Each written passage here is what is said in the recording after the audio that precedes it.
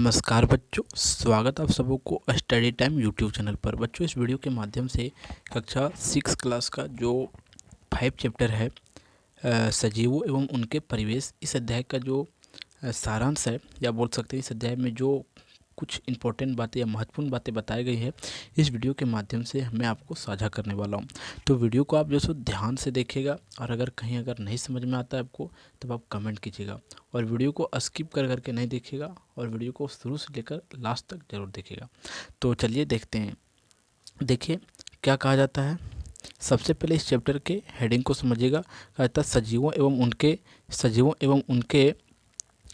एवं उनका परिवेश, यानी कि जो सजीव जीव हैं, यानी कि जो मनुष्य है, और क्या बोल सकते हैं सजीव, यानी कि सजीव के अंदर मनुष्य भी आ जाता है कि, और उनके परिवेश, सजीव के आसपास के जो सो इन्वायरमेंट के बारे में, और वो कहाँ रहते हैं, इन्हीं के बारे में हमें इस अध्याय में जानकारी जो सो मिलेगी।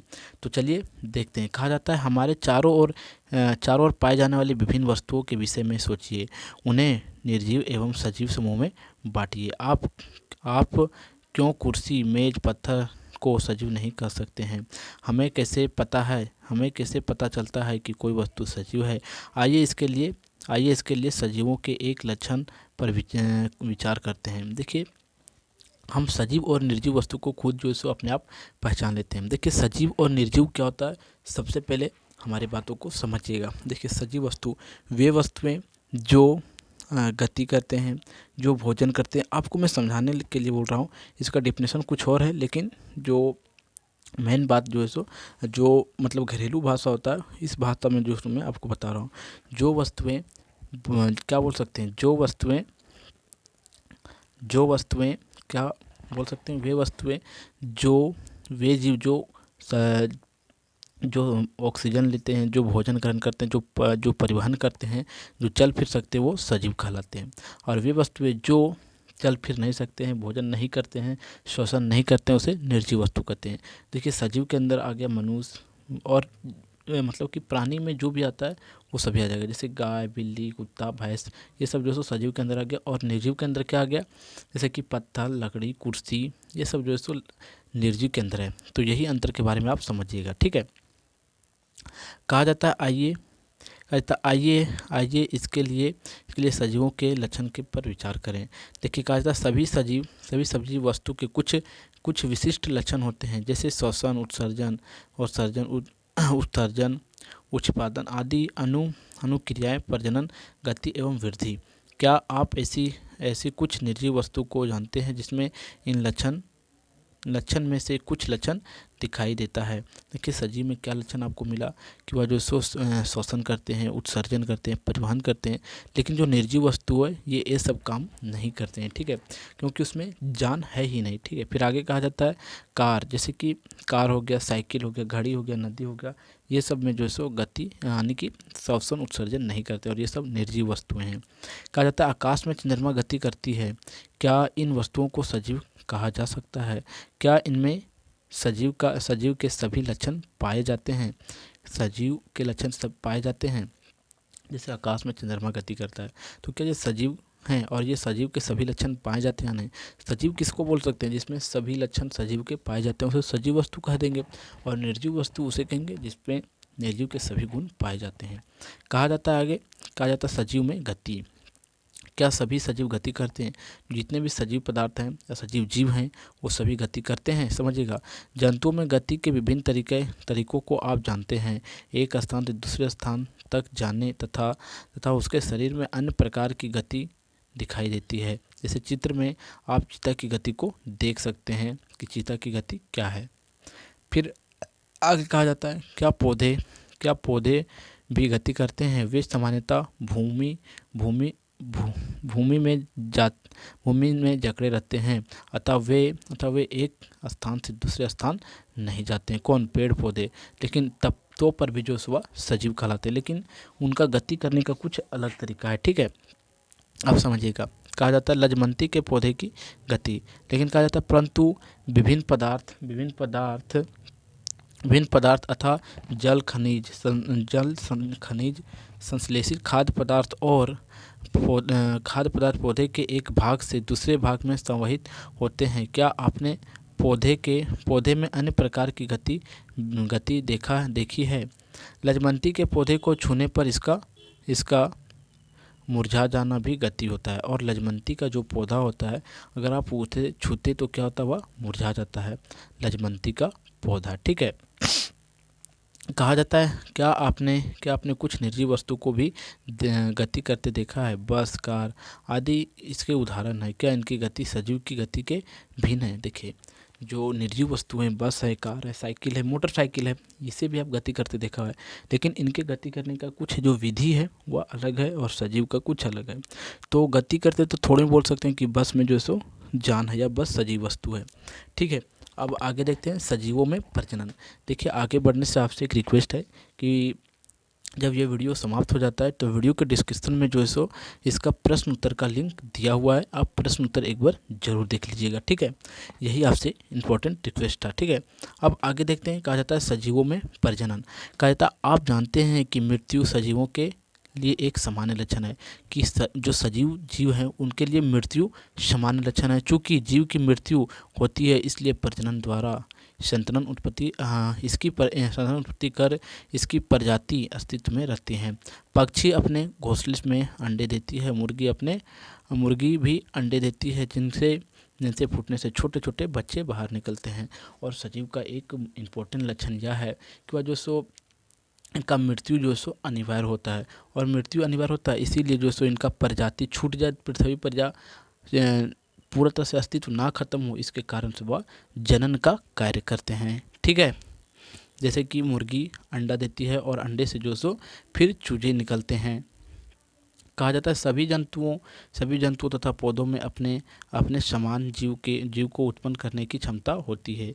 जितने भी जंतु होते हैं उनमें जो सो एक इम्पोर्टेंट लक्षण होता है कि वह जो सो अपने तरह के जीव को उत्पन्न करने की लक्षण इसमें बहुत ज़्यादा देखा जाता है। ठीक है, अब कहा जाता है क्रिया, और इस क्रिया को हम प्रजनन कर देते हैं, और इसी क्रिया को प्रजनन करते हैं।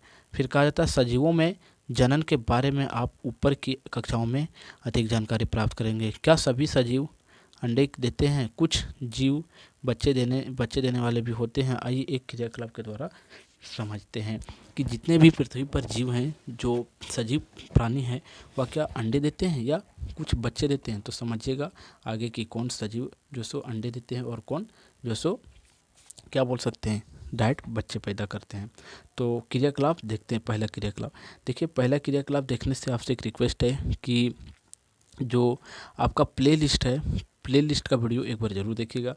आप हमारे चैनल पर जाके प्लेलिस्ट एक बार चेक कीजिए, प्लेलिस्ट में जो है सभी वीडियो आपको अनलेबल मिलेगा, तो एक बार प्लेलिस्ट ज़रूर देखिएगा। देखिए, प्लेलिस्ट देखने के लिए आप हमारे किसी भी वीडियो से आके जो सो प्लेलिस्ट चेक कर सकते हैं। तो देखिए, प्लेलिस्ट चेक करने के लिए हमारा चैनल का आपको किसी भी प्रकार का वीडियो आया है हमारा चैनल का रिलेटेड, तो आप यहाँ जो सो क्या कीजिए, उस पर क्लिक कीजिए। ठीक है, आप यहाँ क्लिक करेंगे तो आप देखेंगे हमारा चैनल पे जो है स्टडी टाइम ये जो सो खुल गया है। ठीक है, आप देख सकते हैं यहाँ आपको स्टडी टाइम लिखाते हुए दिख रहा होगा। अब आगे क्या करते हैं, देखिए यहाँ आता है आपको वीडियो। देखिए, वीडियो है, शॉर्ट्स है, होम पेज है, और यहाँ पोस्ट है, और यहाँ आपको एक दिख रहा होगा प्लेलिस्ट। तो आपको क्या करना है, सीधा सीधा प्लेलिस्ट पर आना है। ठीक है, देखिए प्लेलिस्ट पर आइएगा आप, और प्लेलिस्ट पर आके आप क्या कीजिएगा, देख सकते हैं आप क्लास 7 का साइंस का प्लेलिस्ट बना हुआ है पूरा अध्याय का, फिर उसका आंसर का क्वेश्चन आंसर का बना हुआ है, फिर इसी प्रकार क्लास 8 का, फिर क्लास 8 का क्वेश्चन आंसर का विज्ञान का है, फिर आप देख सकते हैं क्लास 8 का हिंदी का है, और इस प्रकार क्लास 6, 7 सबका जो सो प्लेलिस्ट यहाँ बना हुआ है। और आप किसी भी प्लेलिस्ट को ओपन कीजिएगा, देखिए इस प्लेलिस्ट को ओपन करते हैं तो इसमें जो सो आपको पूरा सीरियल बाय सीरियल सभी अध्याय के जो सो वीडियो आपको मिलते चले जाएंगे। तो इस प्रकार यहाँ से आप अगर देखते आके तो आपको भी सुविधा होगा, और आपको कहीं और जाने का जो है सो ज़रूरत नहीं पड़ेगा और वीडियो में। ठीक है, तो आप देख सकते हैं ये क्लास 8 का साइंस का है, तो यहाँ से आप देख सकते हैं प्रश्न उत्तर का पूरा वीडियो जो है सो सीरीज बाय सीरीज यहाँ डला हुआ है प्लेलिस्ट में। तो आप प्लेलिस्ट को आकर एक बार ज़रूर देखिएगा। तो चलिए, प्लेलिस्ट आपने देख लिया, तो प्लेलिस्ट को देखने के बाद जो सो आप समझ लिए होंगे कि आपको कोई भी वीडियो अगर आपके कक्षा के रिलेटेड क्लास 7 क्लास 6 के रिलेटेड अगर देखना हो तो आपको कहीं नहीं जाना है, हमारे चैनल पर डायरेक्ट आ जाना है। और चैनल को एक और इम्पोर्टेंट बात है, चैनल को सब्सक्राइब करके रखिएगा तो आपको और फ़ायदा होगा। और बेल आइकन को दबा दीजिएगा, ऑल पर कर दीजिएगा, क्योंकि जो वीडियो आपको डालेंगे वह वीडियो जो सो नोटिफिकेशन में आपको आ जाएगा और वहाँ से आप उस वीडियो को देख के समझ पाएंगे। ठीक है, तो अब देखते हैं। कहा जाता है क्रियाकलाप 1 है, अंडे और बच्चे देने वाले जंतु की सूची सारणी के अनुसार। देखिए, मुर्गी अंडा देती है, ठीक है, फिर मुर्गी हो गई, कबूतर अंडा देती है, कौवा अंडा देती है, बत्तख अंडा देती है, और क्या मगरमच्छ भी जो सो अंडा देती है। लेकिन अब देखते हैं डायरेक्ट बच्चे देने वाले जीव को। देखिए, इसमें आगे खरगोश, मनुष्य आ जाएगा, ठीक है, गाय आ जाएगा, कुत्ता आ जाएगा और शेर आ जाएगा, या गाय जानवर में भी आ सकते हैं और जीव। ठीक है, कहा जाता है पौधे के बीज के अंकुरन से फिर नए पौधे का जन्म होता है। पौधे में जनन की एक विधि यह भी है कि पौधे का एक नया भाग नए पौधे को जन्म देता है। सही बात है, पौधे के बीज के अंकुरन से फिर नया पौधा जन्म लेता है, और पौधे के अंकुरन होने से एक नया पौधा जो सो हमें फिर मिलता है, और हमें इसी को हम कह देते हैं कि या जो समना प्रजनन करते हैं, जनन की क्रिया करते हैं। अब क्रियाकलाप दूसरा आता है, कहता है गुलाब की एक मोटी डंठी को उनके तने से अलग कर दीजिए। ठीक है, गुलाब की यानी कि उसका जो तना है उसे थोड़ा सा काट के अलग कर दीजिए। फिर आगे कहा जाता है इसे कलम कहते हैं। ठीक है, और जब काट के अलग करके उसे ज़मीन में लगा देते हैं उसी को हम कलम पौधा बोल देते हैं। अब देखते हैं आगे, कहा जाता है सजीवों में वृद्धि। जो सजीव होते हैं उसमें वृद्धि किस प्रकार होता है। क्या मूंग का बीज जीवित है जो एक दुकान में महीनों तक रखा है तथा इनमें इनमें कोई वृद्धि नहीं होता है। जैसे मूंग की दाल है, उसे दुकान में रखा है, लेकिन तो भी उसे अगर आप लेके ज़मीन पर छीड़ देते हैं तो वह अंकुरन होकर क्या होता है, फिर से वह एक पौधा बन के हमें फल दे देता है। कहने का अर्थ ये बनता है कि वहाँ जब वह जो सो दुकान में है तब कोई प्रतिक्रिया नहीं दिखा रहा है, लेकिन जैसे ही उसे ज़मीन में छीड़ के या ज़मीन में बूंद के जो सो उसे बो के उसे पानी जल दिया जा रहा है, तो वह जो सो तुरंत ही अपना क्या बोल सकते हैं, तुरंत ही अपना जो सो पावर दिखा दे रहा है, और तुरंत छोटे छोटे पौधे हमारे खेतों में या जहाँ बोते हैं वहाँ उग जाते हैं।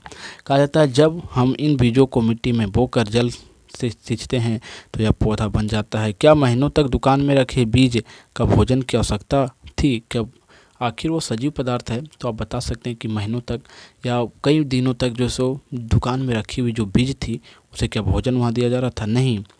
वृद्धि सजीव का एक प्रमुख लक्षण है। आइए इस पर विचार करते हैं। यानी कि सजीव पदार्थ वो भी हुआ, लेकिन क्या हुआ, उसका जो बोल सकते हैं आप इसका लक्षण जो सो अलग है। ठीक है, सीधा बोल सकते हैं। अब क्रियाकलाप तीसरा है, समझिएगा। कहा जाता है आप अपने घर में अपने बचपन के जूते पहनने का प्रयत्न कीजिए। क्या आप पहन पाते हैं? नहीं, क्योंकि आप कैसे पहन पाएंगे, क्योंकि आपका पैर जो सो आप जो सो दोनों बड़े हो गए हैं। इस प्रकार आप अपनी 2-3 साल पुरानी पोशाक पहनने का प्रयत्न कीजिए। क्या आप उसे ठीक से पहन पा रहे हैं? नहीं ना। आप शायद समझ गए होंगे कि अब आप पहले से बड़े हो गए हैं और जूते या कपड़े आपके लिए छोटे हो गए हैं। अगर आप बड़े हो गए तो जूते और कपड़े आपके लिए छोटे हो गए हैं, और इसी बड़े होने में बड़ी होने को हम वृद्धि कर देते हैं। और अपने शरीर को जो आप विकसित कर रहे हैं या विकास आपका शरीर जो हो रहा है उसी को हम जो सो वृद्धि कर देते हैं। इसी प्रकार जितने भी जीव होते हैं जो अपने शरीर को वृद्धि करते हैं, ग्रो लाते हैं अपने शरीर में और होते हैं खुद अपने आप, उसे हम वृद्धि कर देते हैं। फिर आगे कहा जा रहा है एक छोटा सा चूजा बड़ा होकर मुर्गी या मुर्गा बनता है, और एक छोटा सा बीज के अंकुरन के साथ वृद्धि प्रारंभ होती है और समय के साथ वह विशाल वृक्ष का रूप लेता है।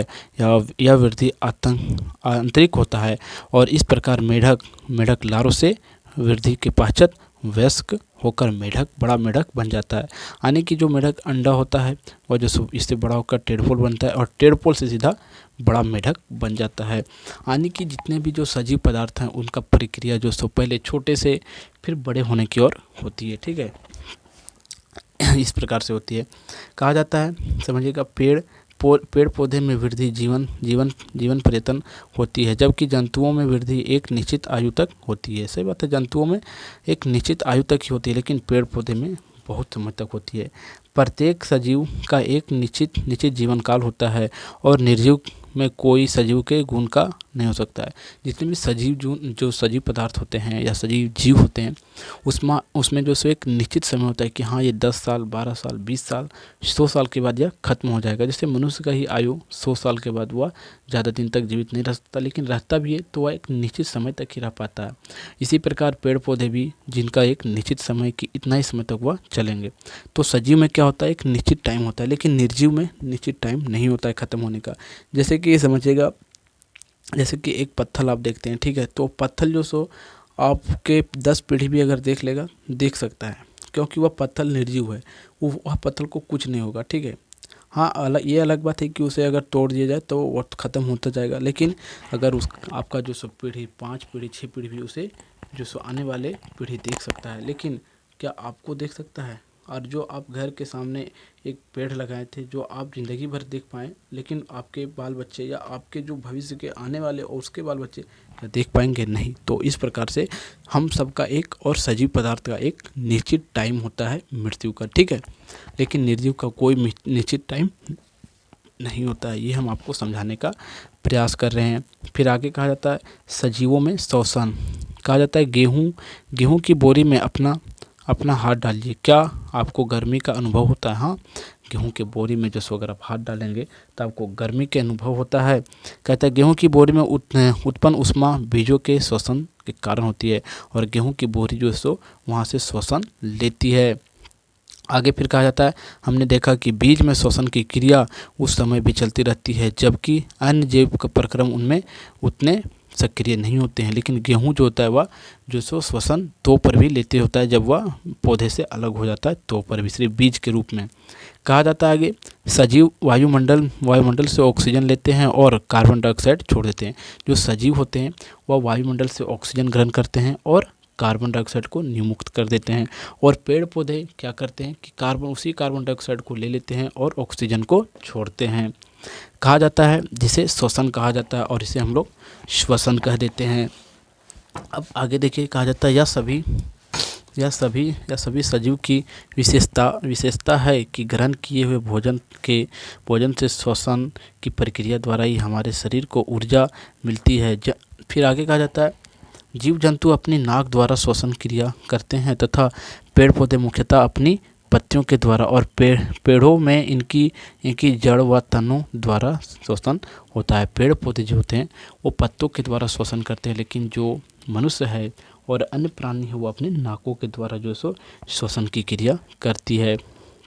आगे कहा जाता है पेड़ पौधे प्रकाश संश्लेषण की क्रिया में ऑक्सीजन मुक्त करते हैं जो श्वसन के लिए आवश्यक है, और पेड़ पौधे अगर ना होते तो हम नहीं होते। हर अध्याय में आपको यही बताया जाता है कि पेड़ पौधे हमारे जीवन का एक महत्वपूर्ण अंग है, ठीक है, अंग ही उसे बोल सकते हैं कि पेड़ पौधा ना हो तो क्या हम ऑक्सीजन ले सकते हैं, क्योंकि पेड़ पौधे से हमें ऑक्सीजन मिलता है, ठीक है। अप्रत्यक्ष रूप से हम उस पर पूरा तरह से निर्भर होते हैं पेड़ पौधे पर।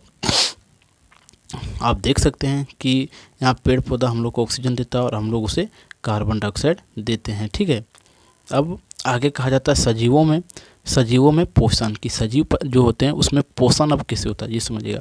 कहा जाता है प्रत्येक सजीव को अपने अस्तित्व और वृद्धि के लिए ऊर्जा की आवश्यकता होती है, जो उन्हें भोजन से प्राप्त होती है, जो पोषण कहलाता है। कहने का अर्थ ये बनता है कि जितने सजीव प्राणी होते हैं उन्हें जो सो अपने शरीर को विकास करने के लिए भोजन की आवश्यकता होती है, जिसे हम पोषण कहते हैं, ठीक है। प्रत्येक सजीव को, और निर्जीव को ऐसा नहीं है। पौधे प्रकाश संश्लेषण के द्वारा अपना भोजन स्वयं बना लेते हैं, और जीव जंतु अपना और मनुष्य अपना भोजन पेड़ पौधे एवं अन्य जंतुओं से प्राप्त करके जो सो बनाते हैं, ठीक है। मनुष्य अपना भोजन स्वयं नहीं बनाता है, जो जंतु भोजन बनाते हैं उससे जो सो उसी को जो सुबह खाते हैं या उसी को भोजन के रूप में लेते हैं। अब आगे कहा जाता है सजीवों में संवेदनशील क्रियाकलाप 4। देखिए, कहा जाता है लजमंती छुई मुई के पौधे की पत्तियां को स्पष्ट कीजिए, ठीक है, स्पष्ट कीजिए क्या परिवर्तन होता है, क्या सभी पत्तियां बंद हो जाती है? हाँ, अगर आप जैसे ही छुई मूंगी के पत्तों को छूते हैं सभी पत्तियां जो है सो क्या होता है, बंद हो जाता है। ठीक है, अब आगे कहा जाता है इसका इसका अर्थ है कि लजमंती स्पष्ट स्पष्ट के प्रति संवेदनशील है। और उसे अगर इसका अर्थ क्या निकलता है कि लजमंती पौधा को अगर छुआ जाता है तो वह जो सो तुरंत ही मुरझा जाता है, तो वह उसके प्रति वह जो सो बहुत ही संवेदनशील है, क्या, लजमंती पौधा। ठीक है, अब आगे देखिए कहा जाता है इस तरह जलेबी या इमली देखकर हमारे मुंह में पानी आने लगती है, हमारी आंखें में धूल कण चला जाता है और आंखें स्वतः ही बंद होने लगती है। यह सभी परिवर्तन के प्रति हमारी अनुक्रिया देखते हैं। इस परिवर्तन को हम उत्पन्नीय कहते हैं और उद्दीपन के प्रति अनुक्रिया की संवेदनशील होती है। और सभी सजीव जंतु पेड़ पौधे उन्हीं के प्रति संवेदनशील होते हैं और सभी जंतु जो सो इसके प्रति संवेदनशील होते हैं। अब देखते हैं अगला टॉपिक क्या है। अगला टॉपिक देखिए कहा जाता है सजीवों में उत्सर्जन। जो सजीव होते हैं उसको उत्सर्जन अब कैसे करते हैं ये समझिएगा। कहता है विभिन्न जैविक क्रियाओं जैसे पाचन एवं शोषण के फलस्वरूप सभी प्राणी के सजीव शरीर में अवशिष्ट पदार्थ बनते हैं। इनका शरीर से कई उपयोग नहीं है। जो अवशिष्ट पदार्थ हमारे शरीर में बनता है उसका कहीं भी उसका उपयोग हमारे शरीर के लिए हानिकारक होता है। ठीक है, शरीर से उपस्थित रहते हैं जो हानिकारक पहुंचाते हैं और कहा जाता था अतः इसका शरीर से बाहर निकलना आवश्यक होता है। हानिकारक अवशिष्ट पदार्थों को शरीर से बाहर निकलने की इस क्रिया को उत्सर्जन कर देते हैं। और जो शरीर से हानिकारक पदार्थ जो सो हमारे शरीर से निकलते हैं, जैसे कि मूत्र के जरिए जो सो पेशाब निकलता है और मल मूत्र निकलते हैं, उसी को हम जो सो उत्सर्जन हम लोग कह देते हैं। ठीक है, अब अगला क्रियाकलाप हमारा आता है, समझिएगा। कहा जाता है अपने गांव या शहर में परिवेश, बाग या बगीचा, तालाब या जंगल, मैदान, पहाड़ों को देखिए। ठीक है, और कहा जाता है पाए जाने वाले जंतु और पेड़ पौधों के बारे में पता करके निम्नलिखित सारणी में लिखिए। देखिए गिलहरी, ऊंट, ठीक है, गिलहरी है, मैना है, तितली, ये सब को लिखते जाइए। अब आगे देखिए क्या कहा जाता है। पौधे तथा जंतु जिस प्राकृतिक वातावरण में रहते हैं और अपना जीवन व्यतीत करते हैं वह वातावरण उस जीवन का परिवेश है। कहने का अर्थ ये बनता है कि परिवेश किसे कहते हैं। देखिए सजीवों में परिवेश आपका चैप्टर था, सजीवों एवं उनके परिवेश। तो परिवेश का अर्थ ये हुआ कि जहाँ जो प्राणी अपने आसपास रहते हैं, वातावरण में रहते हैं, उन्हीं को हम परिवेश कह देते हैं। जैसे कि जंगल में रहते हैं जो प्राणी, जैसे कि शेर हो गया, और जैसे कि बहुत प्राणी है, ऊँट हो गया, और क्या बोल सकते हैं, हिरन, ये सब जो सो जंगल में रहने वाले प्राणी हैं, जो कि उनका परिवेश जंगल ही है। कहा जाता है अनुकूल दशाएं उपलब्ध होती है और उस जीव का आवास स्थान कहलाता है।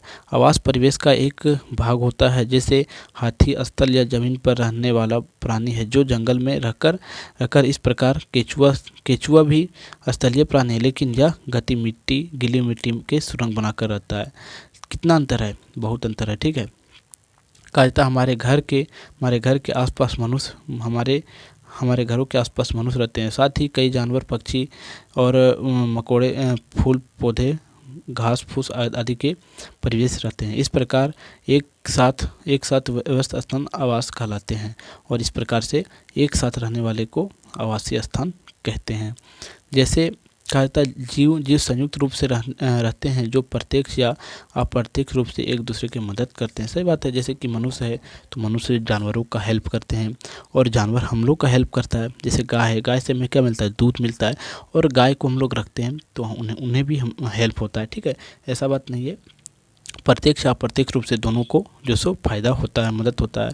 कहता है जैसे हाथी जंगल में रहता है और उसके लिए भोजन पानी वह कहीं से उपलब्ध करता है, शेर भी जंगल में रहता है, अपना शिकार मिल जाता है। किसी भी व्यस्त स्थान में केवल सजीव ही नहीं निर्जीव भी रहते हैं। किसी व्यस्त स्थल के सभी सजीव जैसे पौधे, जंतु तथा अति सूक्ष्म जीव उनके जैव घटक कहलाते हैं और निर्जीव पदार्थ जैसे कि मिट्टी जल कहलाते हैं और निर्जीव पदार्थ जैसे कि अजैव घटक कहलाते हैं। एक होता है जैव घटक और दूसरा अजैव घटक। ठीक है, देखिए जैव घटक क्या होते हैं। सो जिस व्यवस्था में सभी जीव जैसे कि जंतु एवं सूक्ष्म जीव रहते हैं उसे हम जैव घटक कह देते हैं। और दूसरा और निर्जीव पदार्थ जैसे कि मिट्टी, जल, वायु, ताप उसके अजैव पदार्थ कह देते हैं। जो जिसमें जीवन होता है उसे जैव पदार्थ और जिसमें जीवन नहीं होता उसे अजैव पदार्थ कह देते हैं। ठीक है। अब हमारा अगला क्रियाकलाप आता है छठा। कहा जाता है किसी तालाब या नदी के किनारे जाइए, उसमें एक और आसपास रहने वाले सभी जंतु और पौधे की एक सूची बनाइए। देखिए क्या उसमें कुछ ऐसे भी हैं जो जल तथा स्थल दोनों में रहते हैं। हाँ, मेढक जैसे जल में भी रहता है और स्थल में भी रहता है। फिर जो हिप्पोपोटामस होता है गेंडा, वह जल में भी रहता है और स्थल में भी रहता है। ठीक है। अब आता है हमारा स्थलीय वास, जो स्थल में रहते हैं। स्थलीय या जमीन पर रहने वाले जीवों का आवास स्थलीय वास कहलाता है। जैसे वन या वन क्षेत्र, घास के मैदान, रेगिस्तान तथा पर्वतीय क्षेत्र या वन क्षेत्र। वन के घास पास झाड़ियाँ, बड़े बड़े वृक्ष होते हैं और घास स्थल में घास के पौधे तथा झाड़ियाँ होती है।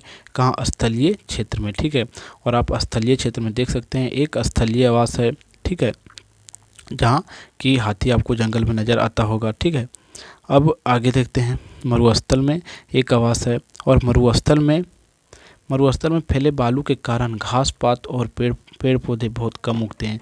जो मरुस्थल होते हैं उसमें पेड़ पौधे बहुत ही कम उगते हैं। और आगे कहा जाता है कुछ खास किस्म के जैसे नागफनी, ठीक है, बालुई खरबूज के वृक्ष आदि उगते हैं। और जंतुओं में ऊंट, मरुस्थल केकड़े, सर्प और मकड़ी जैसे स्थल में पाए जाते हैं। ये सब जो जीव हैं वो मरुस्थलीय जीव कहलाते हैं।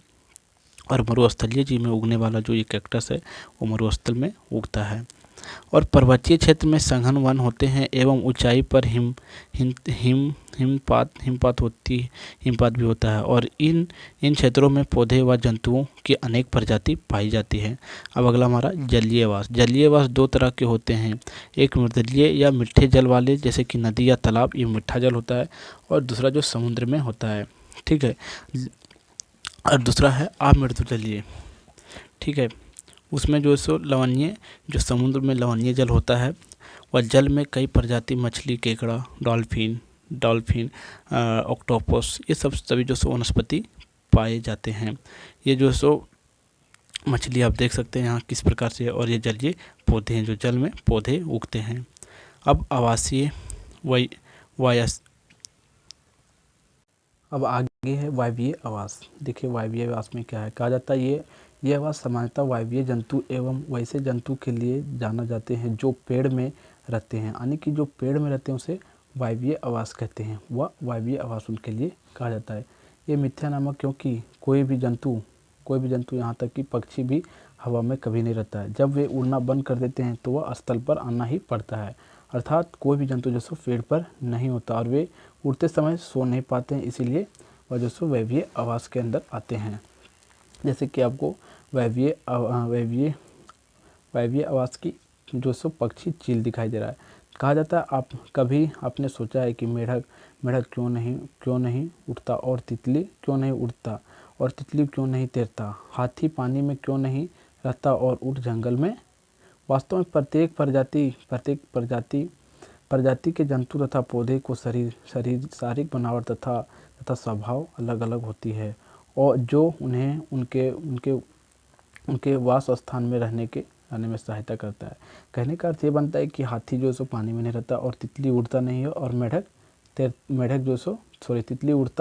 तितली तैरता नहीं और मेढक जो सो उड़ता नहीं है। यानी कि अगर उस प्रकार उनके शरीर की बनावट होती तो वह उस प्रकार करते हैं, लेकिन उनकी शरीर की बनावट उस प्रकार नहीं होती। और शरीर के मेन बनावट है, शरीर का जिस प्राणी का बनावट है उस प्रकार का एनवायरनमेंट उसे चाहिए। जैसे कि गैंडा होता है वह पानी में खुद ही रहता है, लेकिन हाथी क्या पानी में रहता है? नहीं।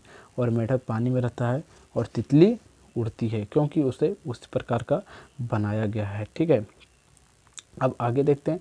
कहा जाता है ये विशिष्ट संरचनाएं अथवा स्वभाव विशेषकर जो किसी पौधे अथवा जंतु को उनके परिवेश में समान रूप से रहने की क्षमता प्रदान करते हैं उसे अनुकूल कहते हैं। यानी कि जिस प्रकार इनके शरीर की बनावट को और जो इनकी रहने की क्षमता को प्रदान करते हैं उसे हम अनुकूल कह देते हैं। ठीक है।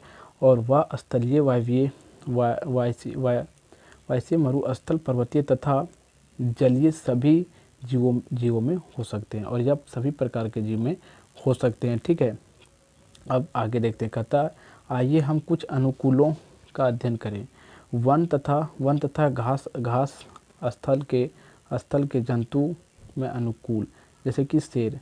यह एक मांसाहारी प्राणी है। इसका हल्का भूरा रंग इसे जंगल में छिपने में सहायता होता है। भूरा रंग जो है सो जंगल में छिपने में यह सहायता करता है, और इसी कारण से भगवान जो या ऊपर वाले जो सो इसे भूरा रंग दिए हैं। आगे कहा जाता है इसके पैर तथा जबड़े की मांसपेशियां बहुत मजबूत होती है और इसके बड़े बड़े दांत होते हैं। ठीक है, और ये सब इसके क्या बोल सकते हैं, इसके जो है सो इन्वायरमेंट के कारण इस प्रकार इन्हें जो सो इसे मिला हुआ है।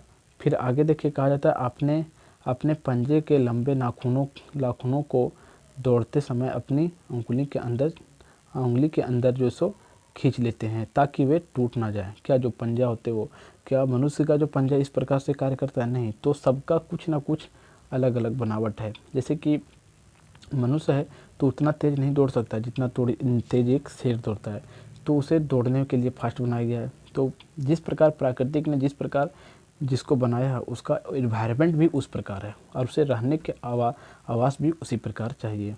फिर आगे कहा जाता है जिससे अपने शिकार की ठीक से देख सके और शिकार पर हमला कर सके। अब अगला आता है हरिण। कहा जाता है यह एक शाकाहारी जंतु है। यह पौधे की पत्तियां तथा मुलायम शाखाओं को खाता है, और लंबे कानों की मदद से यह शिकारियों को आहट दूर से सुन लेता है, कौन? हिरन, और सतर्क हो जाता है। और इनकी पतली और लंबी टांगें इन्हें तेज गति से दौड़ने में सहायता करती है। सिर से पर में स्थित आँख और लंबी गर्दन से यह सभी दिशाएं को देख लेती है और अपने शिकार को तुरंत ही भाप लेती है, कौन?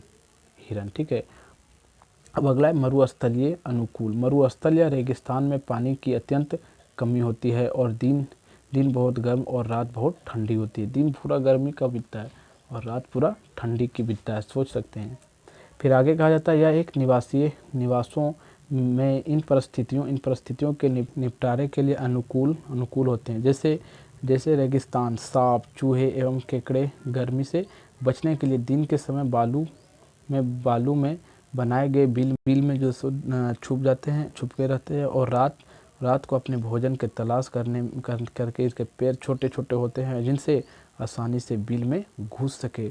और सांप के पैर नहीं होते हैं, और यहाँ देखिए लिखा हुआ कितनी इंपॉर्टेंट बात कि सांप की पैर नहीं होते हैं। ठीक है, अब आगे देखिए, कहा जाता है रेत पर चलने के लिए ऊँट के पैर लंबे एवं गद्दे होते हैं, और लंबे पैर की वजह से रेत की गर्मी के इनका शरीर कम प्रभावित होता है, और रेत में जो गर्मी होता है इनके लंबे पैर के कारण से इन पर ज़्यादा इफेक्ट नहीं पड़ता है। आगे कहा जाता है ऊँट की पीठ पर कुबड़ होती है जिसमें वसा संचित रहती है, और भोजन नहीं मिलने पर ऊँट इसका उपयोग करता रहता है। बिना भोजन और जल के 10 से 12 दिन तक जो सो सामान्य ऊँट रह सकता है। और ये जीव की इम्पोर्टेंट बात है कि 10 से 12 दिन तक जो सो ऊँट बिना पानी पिए रह सकता है। फिर आगे कहा जाता है, देखिए जल की बचत के लिए शरीर से मूत्र के रूप में बहुत कम जल निकालता है, कौन? ऊँट। और लगभग सूखे मल का त्याग करता है, जिससे पसीना भी नहीं आता है। और ऊँट की आँख की पलकें लंबी होती है, और नासा द्वार यानी कि नाक के द्वारा मसल होते हैं ताकि बालू को आँख नाक के अंदर जाने से रोक सके। ठीक है, यानी कि प्राकृतिक में जो सो ऊँट को इस प्रकार बनाया गया है कि उन्हें जो सो रेगिस्तान में वह सर्वाइव कर सकता है। उसकी आँख की पलकें बड़ा होती है और गर्दन भी ऊंचा होती है, और इस प्रकार से वह जो सो रेगिस्तान में सर्वाइव कर लेता है। ठीक है, इस प्रकार से उन्हें बनाया गया है। ठीक है, अब देखते हैं, कहा जाता है मरुस्थल में पाए जाने वाले पौधे में कई विशेषताएं होती है। जैसे इनके जड़ें मिट्टी के नीचे बहुत कम गहराई में जाती है। मरुस्थल में इनका तना मोटा और मसल होता है, जिससे जड़ का संचय होता रहता है, और तने की ऊपरी परत मोटी होती है, और इस पर घने रोम होते हैं जो जल के वाष्प को कम करती है। ठीक है, जो जो विशेषताएं वो विशेषताएं को आप ध्यान में रखते जाइएगा। और चौथा विशेषताएं समझिए, कहा जाता है पत्तियां छोटी और पत्र होती है और कांटे के रूप में होती है। ये जल के वाष्प दर को घटा देती है ताकि जल का क्षय कम हो और जल का खर्चा कम हो। इस कारण से अब आता है पर्वतीय अनुकूल, जो पर्वत में रहते हैं। देखिए, पहाड़ी क्षेत्र में वृक्ष शंखाकार होते हैं और कुछ वृक्ष की पत्तियां सूखी सुई की तरह पतली होती है, ताकि वर्षा और पानी का बर्फ इन पर जम ना सके। ठीक है, इस प्रकार से वहाँ के पत्तियाँ होती है। कहता है इन क्षेत्रों में जंतुओं के खाल मोटी होती है। कहाँ? जो ठंडी इलाके होती है, खाल मोटी होती है और लंबे लंबे बाल से ढकी होती है। पहाड़ी कुत्ते या आग बकरी आदि के बाल लंबे लंबे होते हैं ताकि इन्हें ठंड ना लगे। ठीक है, अब अगला है, कहता है पहाड़ी भेड़ बकरी को पहाड़ी ढालों पर चढ़ने में मदद करने के लिए उनके पैर के खुर बहुत मजबूत होते हैं। यानी कि एक तरह से देखा जाए तो उन्हें उस इन्वायरमेंट के लिए जो सो उसे बनाया गया है। इस प्रकार से जो प्राकृतिक जो जानवर या पक्षी कुछ भी बनाता है तो उसी इन्वायरमेंट के लिए बनाता है जिस इन्वायरमेंट के लिए उसे चाहिए। ठीक है, कहा जाता है जलीय अनुकूल जलीय जंतुओं में अनुकूल मछली के शरीर का आकार धारा रेखाएं होती है तथा स्पर्श में चिपक जाता है और शरीर का ऐसा आकार इसे तैरने में मदद करता है मछली को। आगे कहा जाता है इसका शरीर सलों के ढका होता है या शरीर का जल प्रतिरोधी बना देता है और मछली के पंख चट्टे होते हैं और गति दिशा परिवर्तन के साथ शरीर के जल का संतुलन बनाए रखने में सहायता करते हैं। किसका? मछली का। ठीक है, और मछली का ये गलफड़ आपको दिखाया जा रहा है यहाँ। और ये जो यहाँ जो ऑक्सीजन में जो जल घुला होता है, जल में जो ऑक्सीजन घुला होता है उसे या ग्रहण करके क्या करते हैं? सांस लेते हैं। मछली का गलफड़ अपने से हाथ। कहा जाता है डॉल्फिन के श्वसन के लिए गिल्स नहीं होता है। डॉल्फिन जो होता है उसके ये सिरा और स्थिर नासाद्वार द्वारा सांस लेता है। मछली का ही प्रजाति है लेकिन उसका नासाद्वार अलग होता है। श्वसन लेने के लिए ये समय समय पर अपनी सिर को जल से बाहर निकालते हैं और ऑक्टोपस तथा समुद्र की गहराई में तथा समुद्र तल में रहते हैं और इनका शरीर धारा रेखाओं नहीं होती है, परंतु तैरते समय वे अपने शरीर को धारा रेखा बना लेती है और जल के अंदर सांस लेने के लिए इनमें गिल्स होते हैं। किसमें? ऑक्टोपस में। ठीक है, अब आगे देखते हैं। देखिए, कहा जाता है मेढक एवं बतख जैसे कुछ जंतु उभयचर होते हैं। इनके शरीर की रचना दोनों के लिए अनुकूल होती है और मेढक का पिछला पैर लंबा और मजबूत होता है जिससे ये लंबा छलांग लगा सके। पिछले पैर झिल्ली युक्त होते हैं जिससे तैरने में सहायता मिलती है और ऐसे झिल्ली युक्त पैर बतख के भी होते हैं और मेढक और बतख नासा छिद्र के द्वारा जो सो फेफड़े में सांस लेते हैं। तो मेढक और बतख में ज़्यादा डिफरेंट नहीं पाया जाता है, आप देख सकते हैं। अब जलीय पौधे में अनुकूल, जो जलीय पौधे होते हैं उसमें भी अनुकूल होते हैं। जलीय पौधे के जड़ तने तथा पत्तियों में विशिष्ट संरचना होती है जो जलीय वातावरण के अनुकूल होती है और जड़ों से जमीन में जल का लवण खींचने की आवश्यकता नहीं होती है, इसलिए इसमें जड़ें कम विकसित होती है या होती नहीं है। इनका तना लंबा, मुलायम और खोखला स्प्रिंग तथा कोसी के भरा होता है और पौधा हल्का होता है। पूर्णतः जलमग्न पौधे के पत्तियां लंबी रिबन जैसे कई भागों में विभाजित हो जाती है ताकि इनके बीच जल प्रवाह आसानी से हो और कमल और जलीय झिल्ली जैसे पौधे का पत्तियों के ऊपर चिकने एवं पत्र होते हैं जिससे कि वह पत्तियों चिपक सके। अब अगला हमारा है क्या है? अगला हमारा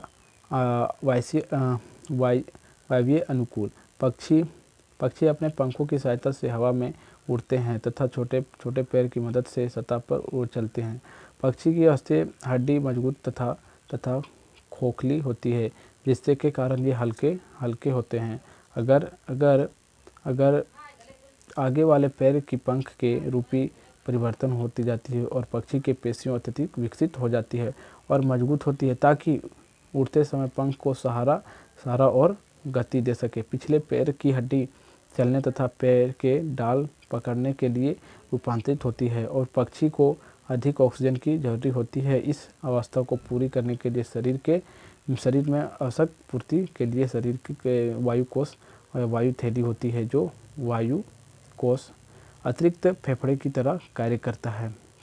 हमने देखा कि विभिन्न प्रकार के सजीव अलग अलग परिवेश में किस प्रकार में रहते हैं और उनका शरीर की इसके लिए अनुकूल हो जाता है। साथ ही सजीवों के विभिन्न लक्षणों से भी आगमन हुआ है। इन लक्षणों के विस्तार से जानकारी अगली कक्षा में मिलेगा, लेकिन अभी जो सो आप समझ चुके होंगे कि किस प्रकार जलीय जीव जो सो और स्थलीय जीव किस प्रकार से कौन जीव कहाँ सर्वाइव करता है।